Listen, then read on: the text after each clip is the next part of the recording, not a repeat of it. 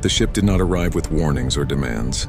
It arrived with silence. At first, global sensors thought it was a glitch. A shadow with no heat signature appeared beyond lunar orbit, larger than any vessel humanity had ever built.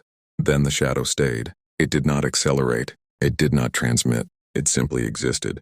And that alone was enough to stop every conversation in every command room on Earth. Generals who had spent their lives planning wars stared at the same image, unsure which protocol applied. There was no formation to counter, no trajectory to predict. The ship was not moving through space as much as space seemed to accommodate it. Live feeds went global within minutes. Billions watched as analysts argued quietly behind glass walls. Every second the ship remained silent. Viewership climbed higher. People could not look away. Something about the stillness felt deliberate, as if the ship knew it was being watched and wanted it that way. Admiral James Carter leaned forward, hands clasped. He had seen first contact simulations his entire career. None of them included this. No message, no display of power, just presence. Then the ship changed. A ripple moved across its surface like light passing through deep water. Sensors spiked. Gravity readings fluctuated. The room went quiet again, even quieter than before. Every general understood the same thing at the same time. The ship could act. It simply chose not to. That was when the realization spread through the room. Unspoken but heavy. This ship did not come to negotiate. Dr. Elias Monroe noticed the pattern before anyone else. A civilian analyst brought in for theoretical modeling. He was used to being ignored in rooms like this. But he saw something in the data that made his breath catch. The ship was responding, not to weapon systems or fleet movement, but to attention itself. When global focus intensified, the ship reacted. When panic surged online, the light shifted. It was watching the reaction, not the threat. Monroe spoke before he could stop himself. This isn't a standoff. It's a demonstration. Several heads turned. Carter did not interrupt. It's showing us something, Monroe continued. Not strength, control. It doesn't need to threaten us. It's already past that. On screens across the world, the ship's surface unfolded slightly, revealing structures that made no engineering sense. No engines, no visible weapons, just layers of geometry that suggested intelligence far beyond human design. View counts spiked again. Feeds exploded with theories, fear, awe. Some called it a god, others a judge. Everyone agreed on one thing. Whatever was happening next, it would define humanity. Then the impossible happened. Every screen flickered, not with static but with clarity. A single sentence appeared simultaneously on every broadcast, every device, every satellite relay. Observe. No greeting, no explanation, no threat. Just a command that felt less like an order and more like a test. The room froze. Generals who had commanded fleets sat in absolute silence, unsure whether speaking would make things worse. Monroe swallowed. If this ship wanted war, it would already be over, he said quietly. Carter nodded slowly. And if it wanted submission? Monroe stared at the screen. Then this is the moment we find out who we really are. Across the planet, billions leaned closer to their screens, knowing instinctively that the next move would not come from the ship. It would come from humanity, and whatever choice was made next, there would be no undoing it. The word remained on every screen. Observe.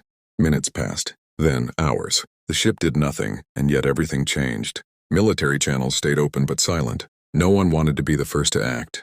Across the world, people stopped scrolling, stopped arguing, stopped pretending this was just another headline. Viewership did not drop. It climbed. Humanity had never watched the same moment together for this long. Command center, tension thickened with every heartbeat.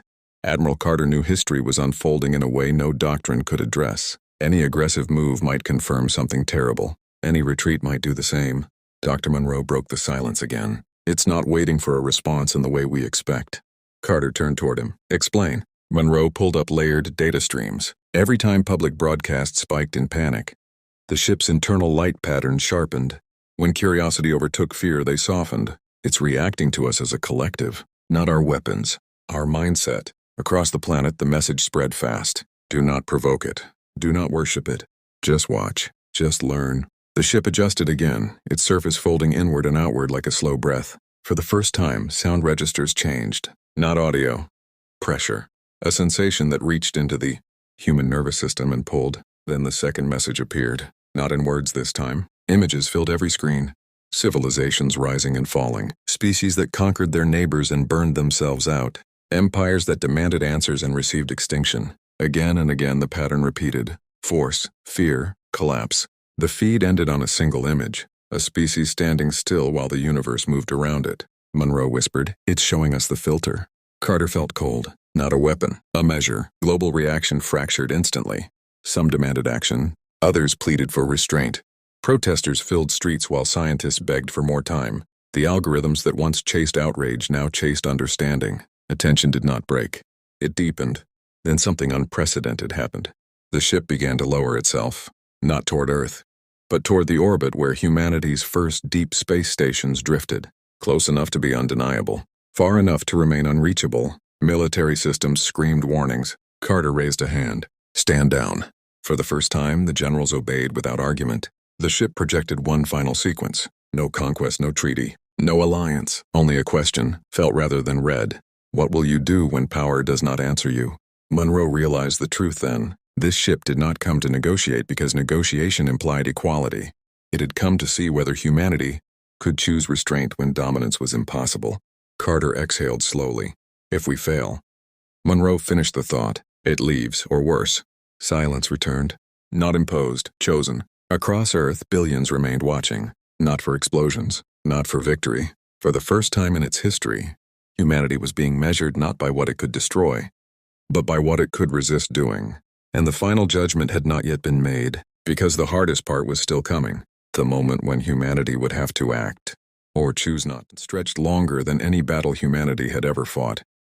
The ship hovered above the orbital stations, close enough now that astronauts could see it with their own eyes. Not a reflection, not a screen, a presence that bent perception itself.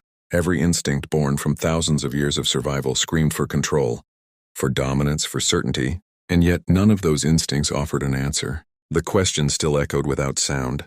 What will you do when power does not answer you? Inside the command center, Admiral Carter closed his eyes. Every simulation he had ever trusted ended in failure here. Firepower meant nothing. Threats meant nothing. Even diplomacy assumed leverage, and there was none. Dr. Monroe understood before anyone spoke. The ship wasn't waiting for a command. It was waiting for restraint. He stepped forward, heart pounding. "We stopped trying to manage it," he said quietly. "No signals, no weapons, no displays. We show it that we can coexist with uncertainty." Carter opened his eyes. "You're asking me to do nothing." "I'm asking you to choose not to do harm," Monroe replied. The order went out. Global military systems powered down to passive observation. Missile bays sealed. Fleet movement halted. For the first time in recorded history, every major power complied simultaneously, not because of treaty, but because none of them wanted to be the one that failed the test. Across Earth, people felt it. News feeds slowed. Sirens went quiet. The planet held its breath. The ship responded. Its surface unfolded completely, revealing structures that defied dimension. Not weapons, not engines, memory. The ship was not a war vessel. It was an archive. Images flooded every screen again, but these were different. Species that had passed the test. Civilizations that learned to pause instead of strike. They were not shown as conquerors or rulers. They were shown as survivors. A final message emerged, clearer than any before. You are not alone. You are early. The ship began to rise, not fleeing, not retreating, leaving space behind the way. A teacher leaves a classroom once the lesson has been understood. Monroe felt tears he didn't remember earning. It wasn't mercy. It was recognition. Admiral Carter straightened. For the first time, his voice carried no command, only awe. "Record everything." The ship vanished without light, without sound, without distortion. One moment it was there. The next, the sky was empty. Across the world, no one cheered. They stayed still. Everyone understood what had just happened. Humanity had not been spared. It had been judged acceptable. History would later name this the day of refusal. The day humanity proved it could choose restraint over fear. The day generals stopped talking and the universe finally listened. Monroe looked at the darkened sky and whispered, "We passed. Not because we were strong enough to fight, but because we were strong enough not to. And if you watched until this final moment, you felt it too. That quiet shift, that understanding that humanity's greatest weapon was never its firepower. It was the moment it learned to stop. This ship did not come to negotiate. It came to see if we were ready to exist.